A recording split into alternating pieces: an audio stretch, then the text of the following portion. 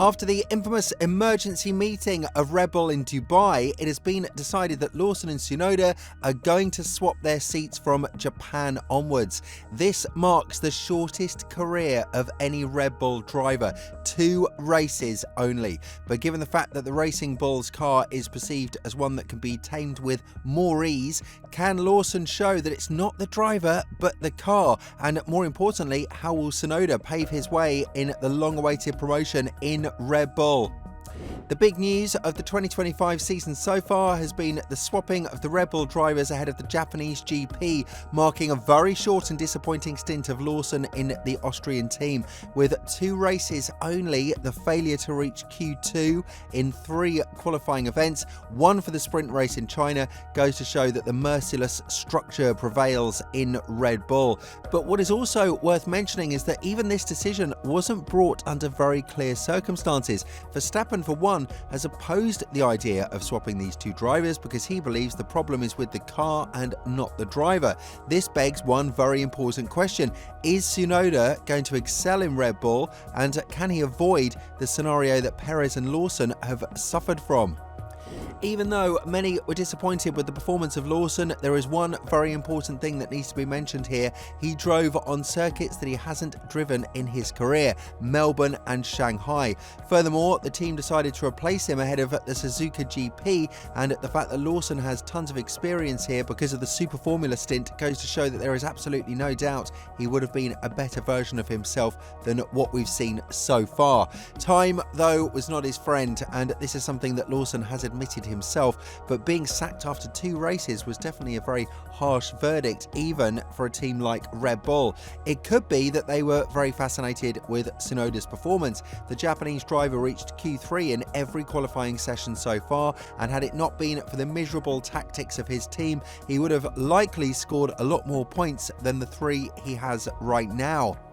Nevertheless, Red Bull feel like they owe the opportunity to Yuki, but the question is, can the driver actually bring a difference to the team, and is the problem actually down to the car? This is why Lawson might want to keep his head up. We've seen that the V-Carb looks like a lot easier car to drive, which doesn't automatically mean it's better than the RB21. Red Bull have the Verstappen factor, but for any other driver, that car is a nightmare. We know that from Albon's statements.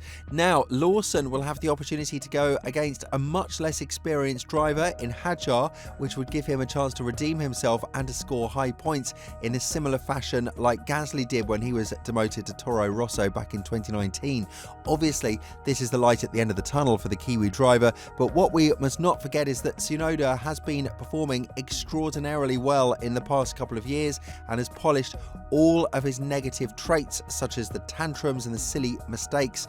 Furthermore, there is a significant factor that we need to look at. This will probably be the first and only chance for Tsunoda to prove himself that he is worthy of the Red Bull seat. If he fails to do so, it would certainly mean an end to his career in Red Bull's family and a huge blow to his chances of landing a seat in Cadillac from 2026 onwards.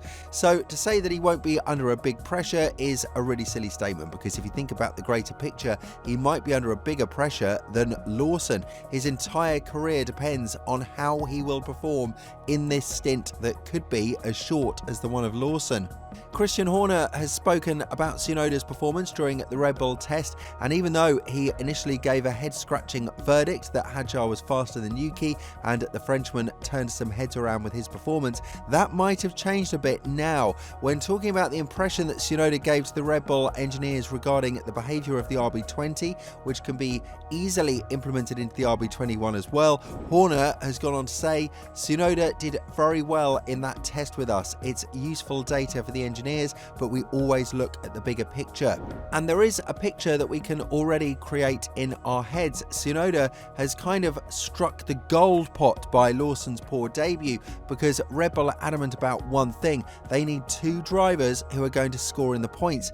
Yes, the decision to promote a driver who had 11 race experience prior to the Red Bull debut was quite controversial, but on the other hand, the Austrian team believed that he had a lot of unexplored potential because of his vast experience in DMT and Super Formula. Still, there is a lot of information available for Red Bull, and it seems like they believe Tsunoda is going to extract a lot more performance out of the RB21, or even better, give them a direction in which they should be working with the 2025 version of the car. After the Chinese GP, it became evident that the car is nowhere near where it needs to be, and to make matters worse for Lawson, it seemed like they're not going to fix anything in the short term. But again, all of this isn't necessarily awful news for Lawson. He will get a chance to prove himself in the team that gave him a chance back in 2023 with a 5-race stint and a 6-race interval in the last year. The potential is still there. It's just the fact that the car behaves very differently when you are not named Max Verstappen, and this is a serious threat that Tsunoda does need to understand before he embarks on this challenge. Christian Horner has been the first one to talk about the preferences of Verstappen regarding the behaviour of the car, and his statement is not really putting a lot of trust in Tsunoda that he could be out there and delivering the results that are needed for the Austrian team. Elaborating further, Horner said Max is quite specific in what he wants from a car to make it fast, and that is generally a very positive front end on the car, a very sharp turn in.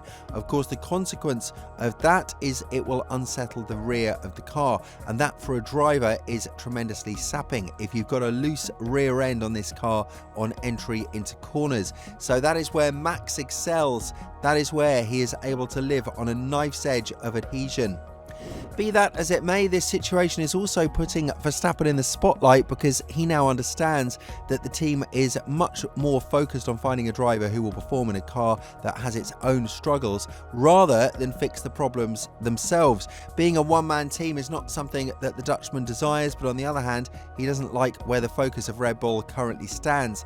Now, it's yet to be seen whether Tsunoda will fill the gap that Lawson has left, because on his home GP, he will have a lot to prove in the first race for the Austrian team. The comments about him being 100% ready could easily backfire, and it would be quite interesting to see how the team will react if the Japanese driver is out of Q1, while Lawson makes it to Q3 with Racing Bulls.